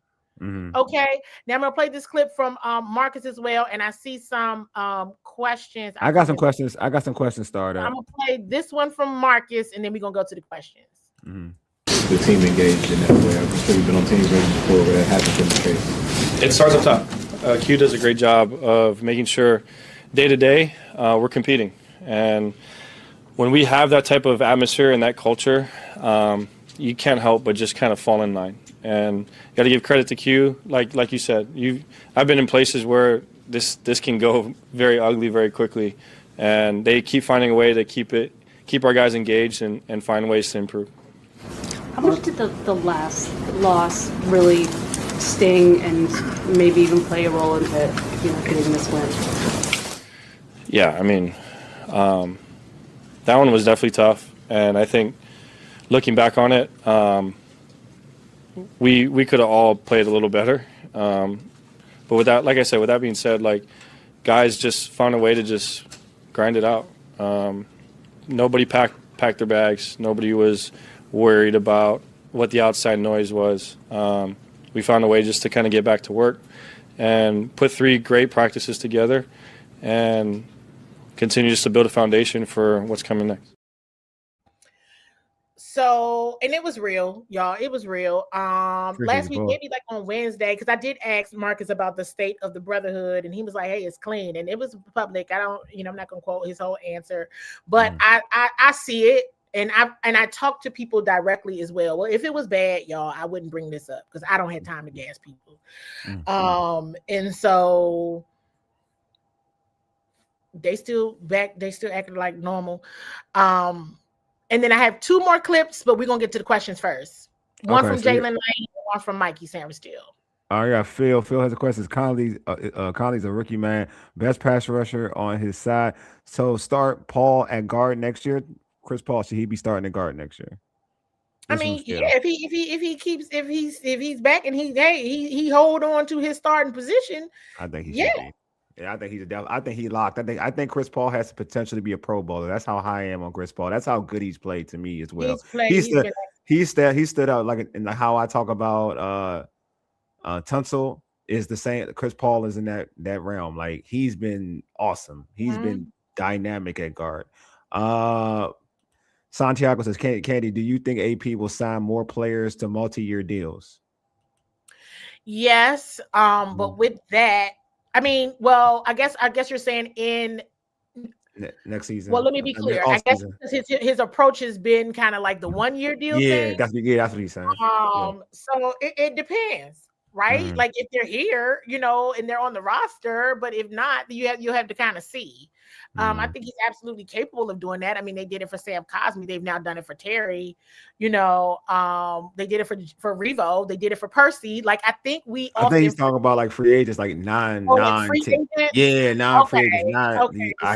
that's what he means. So not people that are currently here. Because what I was going to say is, surprisingly, some of the things that I think have fallen off the radar, and now I have to, I got to do this. I got to do my use your clues. I think some of the things that have fallen off the radar is how many of the players from the previous roster they have bought into and that have proved themselves and have really been able to flourish, right? I mean, Chris Paul is one, and I don't know what they signed him to, but Chris Paul is one. He was from the previous roster. Yeah, he still should be on his deal. I think he may. He might be, but that's what I'm saying. He's absolutely from the previous roster. Yeah. And shout out to Donna Hopkins. Tag her, tell her we talking about it because Donna had built a relationship with Chris from day one, and everybody be like, "Where's Chris Paul?" And look at what happened. He believes in these players. But okay, you saw what they did with Sam Cosmi last year. Of course, we know what happened with Terry. But in the midst of everything with Terry, they signed, Jeremy Reeves, Percy Butler.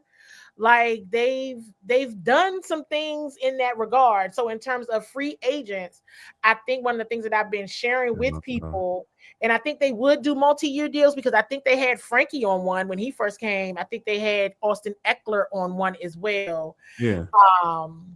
And I would have to think maybe Dorrance. They got Kinlaw's on in a multi-year. Dorrance was. It's certain people. They just popped into my head and now it's gone. And I'm so surprised that Frankie was Dorrance, Tyler Biotage. Yeah. And so yeah, I mean, is it going to be like 3, 4, 5 years? 3 years plus? I don't know about that, but I think so. But a key of that, you all. And so whenever anybody says anything about firing Dan Quinn, whatever, I mean, I'm talking about in terms of this year, this season. One of the attractions to Washington is Dan Quinn. Jaden Daniels and Dan Quinn. And the name of the game, of course, on the inside and from NFL players, and what I'm gathering from even doing my fact finding across the league is people not thinking nothing about it because they like, well, you got 5 is injured. What'd you expect? So, I mean, these are 2 main attractions to Washington. So you got to do what's right by both of them, because if you want big name players to come, they got to want to come for a very good reason. And right now it's just they're decimated by injuries. I know we're going to have our own thoughts in terms of coordinators or player execution or whatever, but I'm talking about now a different stakeholder group, players that you want to attract to come here. And those 2 men are very, very important attractions for big time players to come here. You got a couple more. You got Reform Maz said, do you think the team is capable of beating Philly with the level of play this year? No. At least you're honest about that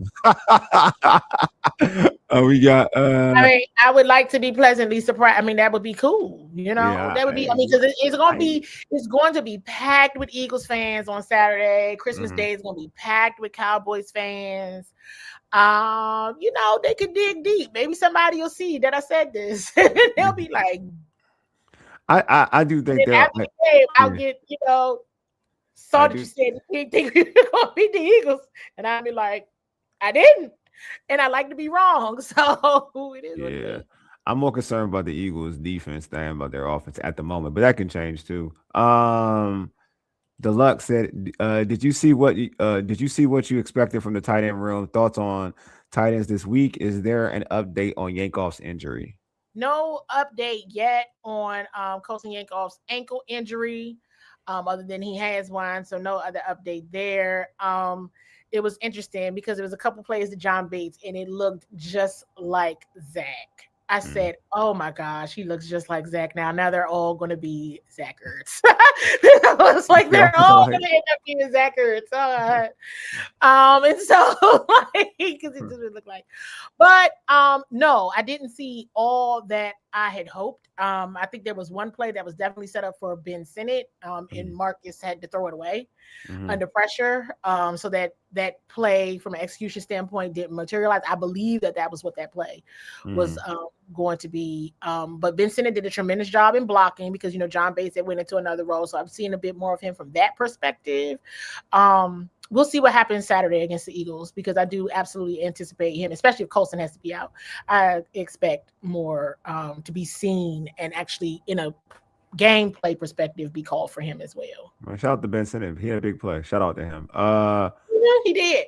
Any insight on Martin's improved play at safety since DQ took over? Oh, he has played a little better. But just DQ took over. I forgot he did. But his tackling still needs to get better. But he's played a little better though. He's played better. And I'm a Quan Martin supporter. So those are all the questions. But yeah, I expect Quan. I think Quan is in battle to see if he's going to keep that safety spot. I think they're going to be looking for another safety too because of just the drop off. You can't expect, because year 3 is big for DQ. It's big for this whole team. You can't have a season like you had this year. You can't have that. You can't have this kind of season. So to me, it's either you're ready to take the next step in 2026. If you're not, you're probably going to be on the bench. Yeah. Totally agree. All of the above. Yeah, I mean the Eagles still. That's right. No, the physicality. I wholeheartedly agree with this team. Yeah. I mean this comment about the Eagles. Yeah, sure, it's within reach. Yeah, absolutely. But I mean, no, I mean, and they got something to play for. Yeah, for sure. Thanks for the super chat, Santiago. Appreciate you. Thank you so much, Santiago. Yes, I mean, hey, listen. Yeah, we have it. Yeah. Losing blows.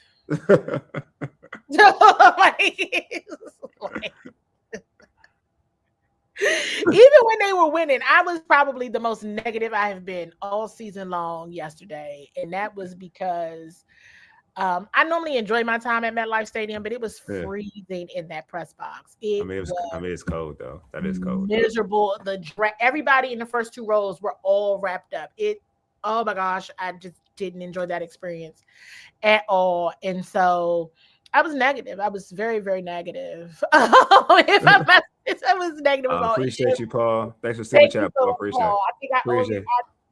The only consistently nice thing I probably said was probably about Terry. I didn't say nothing nice. It was like, yeah, it was very, I was just full of snarky comments all day long. And it was just like, the Giants did not, hey, they got number 1 pick. So they lucky, I know. They so lucky. But also kind of like you got the number 1 pick when you didn't fire everybody, so I guess you're gonna have to trust in, the new coach an opportunity to do what they need to do because you had a high draft pick last year, so you can't get into that mode of high draft picks. They ain't play. The problem is they actually had a real good draft class too. The sad thing was they didn't play really good draft class. They just didn't play everybody when they needed to play everybody. That's the problem. Exactly. That's what it is. So that's and they lost a lot of close games too. So they did. They're going to be 5. 5 close games they lost. They're going to be in better. I feel like next year they'll be because they'll have a bad schedule because they finished so low. Yeah, they're going to be in a good situation. They're going to be in a better situation next year. They're going to be a way better team than they are this year. Yeah, they definitely needed another coach. It was sketchy because they made some moves. They lost their money. On defense, they spent some money on defense. I think they got the quarterback that they wanted. They had 2 veteran. Yeah. Quarterbacks. Yeah, to be behind them. Quarterbacks while you are, your rookie is learning and getting acclimated. The injuries to Scottaboo didn't help. Malik Neighbors didn't help. But they got Abdul Carter. They gonna be good, man. They're gonna be all right. They're gonna be all right. I understand why people got fired, though. I do. Yeah. They lost a lot of the games they lost. They shouldn't have lost. They should not have. You had like a 30-some-odd point lead against the Broncos, and you found a way to lose that in the fourth quarter. They lost that, and they lost it to the Lions. I watched those 2 games, and I was like, "Ooh, somebody gonna fire that." They're gonna be, but I'm telling you, like depending on, a coach. I think any coach would want that situation because they got that much talent on their board. They're gonna be okay. They're gonna be okay. I'm not. Yeah. Washington should be concerned about the NFC East will be a lot better. Even better, it'll be way better next year. If people stay healthy, it'll be better next year. Yeah, I was kind of surprised. Their defense wasn't. I was like Brian Burns, like he was still trying to make a move. He's having a very good season. I'm high on Brian Burns. Yeah. Hey, Jackson Dart. I ain't gonna lie. You said Jackson Dart like that. I ain't saying I said that yesterday on the pregame. Jackson Dart like that. I ain't saying who better, like whatever. Like Jaden's Jaden. 5 is 5. But Jackson, there ain't no shade on Jackson Dart is like that. Yeah, he's good. He's very, very good. And they got, in my opinion, they have too many big names on that defense to play like they did yesterday. Yeah, and definitely. That was surprising. Yeah. And I mean, I would kind of challenge, thank you for the super chat. And I know Paul is already, but I would kind of challenge that comment on the defense because they lost those close games because of the defense. That coordinator, they weren't, no way.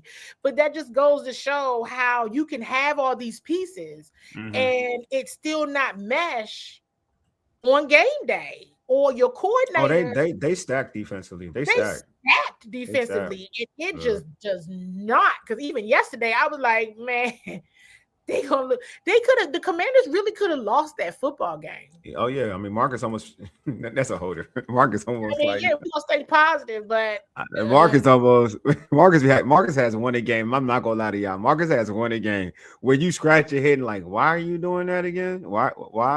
I was like, I said it a few times. Oh, you can ask Lake. I was very negative. I said they're gonna do this. Yeah. Do too much with this. This is insane. I like this comment. The last Washington is 2-1 in division. Time to make it 3-1. If Washington, I swear, if Washington goes like 4-1 in a division, That would be hilarious to me. Oh, it would be comical. I would be so amused. I mean, 5-1. Excuse me, 5-1 in division. If they go 5-1, it'd be hilarious to me. I would be so amused because you have to remember. And Donna had this comment, and I wasn't mad about it when Von Miller was saying, I'm trying to ruin Christmas. My Christmas got to be ruined. I'm ruining everybody else's Christmas. And Jacob Martin was like, we going to Cancun. We all going to Cancun. Hey, listen, I can get down with that kind of mentality. You should be petty. Okay. Yeah, I agree. I can get down with that kind of carrying on in the holiday season, in the holiday spirit. I don't see nothing wrong with that. You got to have, hey, I'm gonna ruin your Christmas too. I'm going to, knock your drink over too. And so that's just like, it's petty. But if that kind of carrying on is what they like to do, I'm an advocate for it. And it's not like it's too far off, it's not.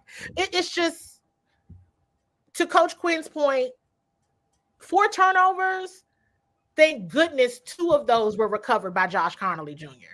Yeah, but one of them was Josh Connolly Jr.'s fault. Because he got beat by Abdul Carter, and then he's the one who got beat. Yeah, he did. He got beat on that one. And I was surprised. I was like, he's gonna have a hard time. They know each other well.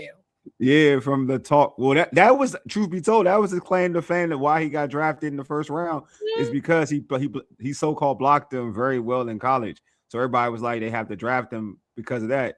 But I'm sure Abdul Carter was kind of annoyed by that statement, because I know he heard that a lot in the draft process, and he heard that a lot anytime Connolly was talked about amongst, because his name was always brought up. Like anytime anybody brought up Connolly, they brought up Abdul Carter in the game that Connolly had against him. Absolutely. So I'm not surprised. Like, he kind of had an extra level of excitement to go against them. I'm not surprised. Yep. Now, y'all can post comments to these, and we already over time. I do want to play this Jaylin Lane clip and then this Mikey Sanders still clip, because these are two young guys. Okay, play well too. Everybody, their young guys are playing, you guys, and they made plays, and deservedly so. They were at podium. So here's a couple clips here. There's nothing that comes easy in this league, but to have 2 touchdowns on punt return as a rookie, I mean, that's obviously a pretty good accomplishment. What were your expectations going back at the start of the season about what you were hoping to accomplish? I mean, glory to God just put me in this position, but my goals for this year were just to dominate my role, whatever, like receiver, returner, whatever role I'm given. I just wanted to be my best and give that to the team and help us win games. So that was just kind of my mindset going into the year. How good did it feel to win a game? That's huge. I heard Terry just say, it's hard to win. So, you got to enjoy these moments no matter what the circumstances are. So, win, big win, whatever the case may be, be a good player at home. So. And I thought this was an important clip because he said he heard Terry say, right? Mm-hmm. So he's a rookie, right? He's learning from a Terry McLaurin, right? A pro's pro, a veteran's vet.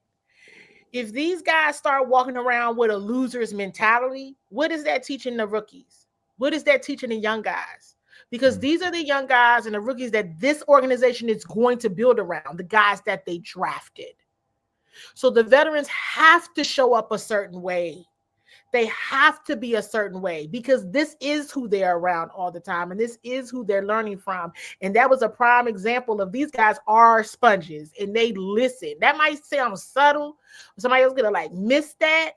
But nah, that's wide receiver 1 right there. And you saw what Terry did happily. Okay. And because there wasn't nobody back there could guard Terry. So they're listening and they're paying attention. These are the moments. It's always good to be good when things are great. But how they handle adversity, they have to have a group of veteran guys that know how to act and know how to stay professional, who's going to stay on point and do their best on game day. Because these young guys that everybody wants to see, they're absolutely watching them very, very closely. So keep that in mind. And here's this clip with Mikey Sanders. After last week, 8 in a row is bad enough, but after last week, people were talking about, Terry used the word embarrassing. How important was it to come out with a game like this to get a win? I think every week the importance of coming out with a win is the same. But now we're in divisional play, so the wins just count even more. It's almost as if one divisional win counts as two in a way. So just having that mindset, understanding that, the remainder of the season, we determine how that is, and it'll set us up for what's to come later on. But every single week is just focusing on the opponent that week and focus on, how can we prepare the way we're supposed to prepare to go out there and win games on Sunday. So that's all it comes down to.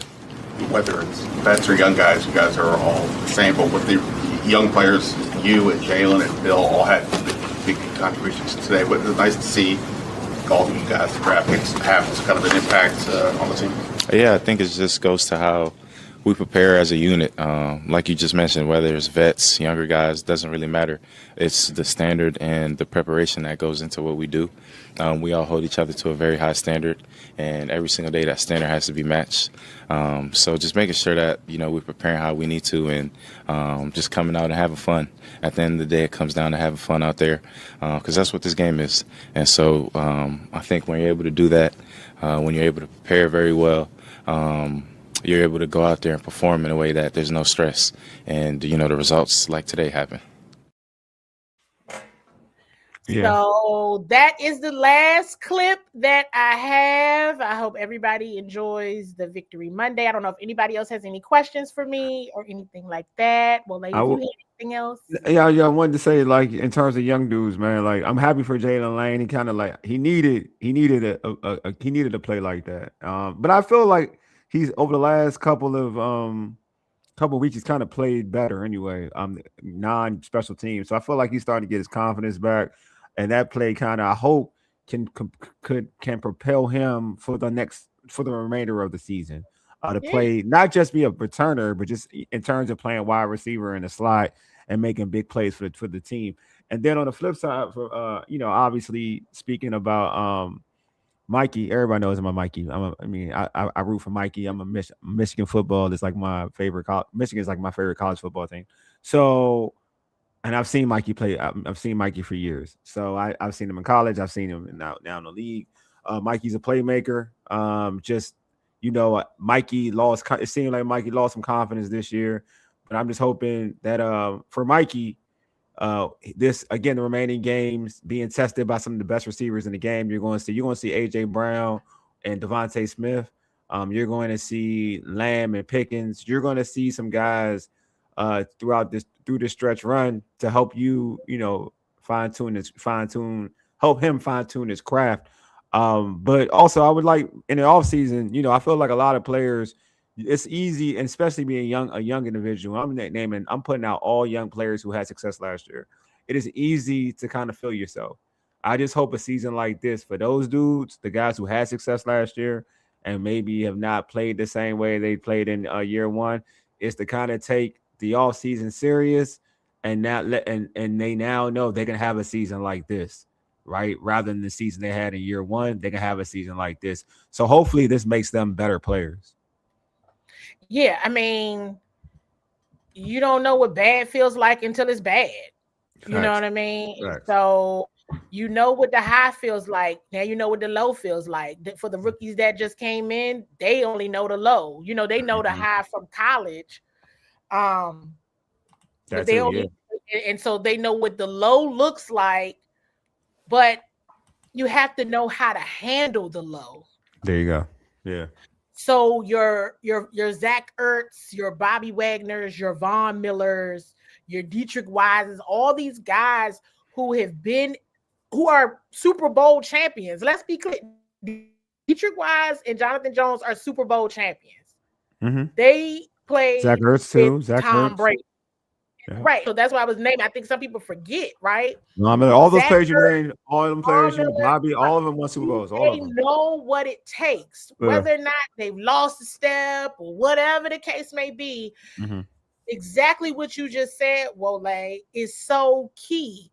What you do in season, what you do in the off season, how you handle your nutrition, how you handle your workout. Injuries can happen. Yeah. To the most durable of individuals, the people who have something to play for, the ones that don't, right? Michael Parsons, extraordinary athlete. Green Bay, right in the thick of it, leading in a lot of areas at times, right? Look what happened with him. Patrick Mahomes, Kansas City, not having such a great season. He gets hurt at the end of the game. It sucks. It stinks. These things happen. How you handle it matters. And because let's just all be honest, Washington is notorious, this area even, in not knowing how to deal with adversity, only being in the losing column in many aspects, especially when it comes to football. You need, what was one thing that we always kept saying before with the previous culture? Who are the leaders? Who are the leaders? Nobody has anybody to learn from. Nobody has any this. Nobody has any that. Well, in this culture, you've seen the emergence of players who were actually leaders, but they didn't have a chance to lead because they weren't in a culture that cultivated that. So now you are able to see how much Terry McLaurin is a leader. You are able to see how much Jeremy Reeves is a leader. Sam Cosmi is a leader. Those things are important. You couple that with them bringing in veteran players who are Super Bowl champions. And leaders. Yeah. For over a decade. Will be Hall of Famers, couple of them, right? Who else do you want them to learn from? So you really have to be, I think this offseason is so super critical for this commander staff and regime, because you really do have to find that balance of the culture, the foundation, who holds it together, who has that temperament, coupled with the balance of what is your standard, what is your identity, and getting players that align to that on the field, right? Because this off the field behavior and who they are, I'm gonna tell you all. Say what you want about any of those players losing the step, not being good, I'm gonna tell you right now, I wouldn't want anybody else to be in that locker room to help these young men to know how to lead and know how to handle adversity, because you're not going to win all of them. You're just not. And this is important. Now, year 3 of the recalibration, that's going to have a different standard, right? Because you know what winning feels like, and you know what losing feels like, and you know what dealing with health feels like, and you know what dealing with injuries feels like. So they're going to have to be ready for whatever could possibly happen next year. And it's going to be difficult, So it's going to be something. And y'all know I'm tracking it. You know I'm tracking all of it. Because I'm like, all right, I see the importance of these intangibles. Before, we wouldn't have never heard Wole about injured players still being in the building. Yeah, that's wild. That's wild for real. Yeah, just being there, hanging out. They'd be home. They wouldn't be staying in the locker room. They'd be doing their own thing. For real. That's true though. That's some real stuff. Going out to practice, going to meetings. For what? You're not playing the rest of this season because they care. And they do want to get better. So they want to learn now. They want to see and watch film now. They want to be out at practice now. This isn't a free paycheck to just go chill out. And we know we've seen that before. No, I agree. I think that, like I said, I don't doubt the togetherness in the locker room. I don't doubt that. That's not a thing I doubt. My issue is players, certain players and coaches. That's it. And then players, I mean by performance and coaches. That's all I don't doubt leadership and chemistry and connection. I don't doubt that. That's never been my issue with this team. I don't use the talk of losing the locker room or this, that, and the other. That's not my belief. My issue is that's because I'm not in those rooms. I can't tell you that anyway. Like I don't like to talk about something that I can't see. You know what I mean? If people are yelling at each other on the field, then that's kind of in my face and I can see it. But I don't see that. If I can say like, oh, that dude don't measure up, or this individual can't check this person, this, that, and the other, then that's that's my eyesight. That now I can assess that as a fan. As a fan, I can assess that. Or if I feel like a coach's scheme doesn't match up, or a guy's in the wrong position, or you're not using guys to their strength, that's to me a coaching issue. But I'm never going to go up about chemistry or whatever until a player or leaks come out. I don't go with that. And there's nothing from a player standpoint, league standpoint, that's come out for me to say, oh, there's issues in the locker room. I don't have that. Like, that's not like that. We've seen that. We know how that looks like. We've seen the other regime. We know how that looks like. You know what I mean? The closest thing I heard, and that's maybe Mikey's girlfriend coming out about, again, that's coaching though, saying that they're not using her do right. You know what I mean? She put that in Instagram or something. That's the closest, but that's more, again, that ain't about the coach lost the locker. That's more on an individual coach, he felt like not being used the right way. So it's different. It ain't like what we seen in the past. I know what bad chemistry looks like. I know what a bad look. I know when a locker room lost the coach. I know what it looks like from prior regimes. So I don't use that argument. And that's why I like collabing with Urban Sports Scene. That's why I like it, because it is a space where, smart people reside. We try, man. We try on this side. I like smart people. So but let's see what happens next week. Yeah, we're here. 5 p.m. on Saturday. That's hey, I told y'all what I'm looking for. So y'all see the clips I'm playing and how I'm talking and everything. I'm like, oh yeah, that was nice. And then I moved on because it wasn't even that good of a game. It was actually kind of bad. Yeah. It's two bad teams playing football. That's what it was. Yeah, and then but you got to protect that football though. Mm-hmm. I don't care where you are. You got to protect. You can't be fumbling the football. Mm-hmm. But we'll see what happens. I think there's no other questions for me. So, hey, listen, everybody, enjoy the week. If you feel like tormenting some Giants fans, go ahead and do that. It's been a long time because they did sweep the Giants. If you like to be like, well, it don't matter because we did back-to-back weeks, years though. We did last year too. We swept them last year. With a 4-game win. That would have been real. Forget that draft pick. That would have been embarrassing if they would have lost it. I'm sorry. That's true. It would have been embarrassing. It would have been embarrassing. I won't lie. That I will say that much. Whoa, come on. Because at one point, I've been point, embarrassed already by it. But I've been embarrassed by them already, though. I mean, I've been embarrassed by them already. The Vikings thing was pretty low. I'm not gonna lie to you. The Vikings. That was I'm not gonna lie to you. To be the 31-0, that's whatever. 0 points. That was a low. That was low. That's low. I don't even know if you can go lower than that, to be real with you, but I don't think you go lower. Yeah. 0 points. With all of those offensive assets there, I'm not gonna get past it. Mm-hmm. Because that was sad. That was down bad. That was some down bad stuff right there. That was some down bad stuff. Like, oh my God. But thank you all for watching and rocking with us. Really appreciate it. And stay tuned to all of our content. Make sure you tell all of your family and friends about Urban Sports Scene, about Bowie TV. Make sure you're subscribed, liking, and sharing all the updates. And we'll be talking to you all again soon.